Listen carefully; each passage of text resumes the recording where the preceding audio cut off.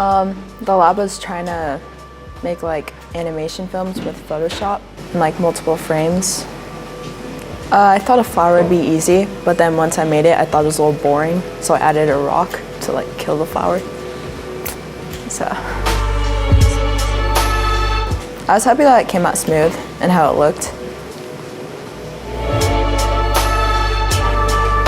Like I said, with the fluid animation, like I always just want to get better at making like it look good and like just have like a good like not really story, but like have something that the viewers can understand is happening. Like with my recent animation with the guy throwing up the fireball, I thought that would be cool because like showing the like how fire like flows and stuff. I thought that'd be pretty cool to do.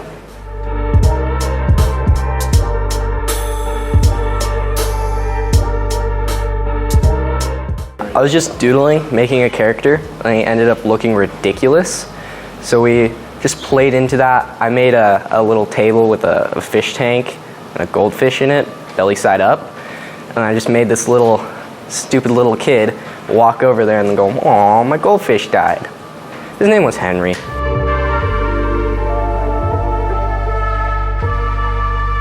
Henry's goldfish died.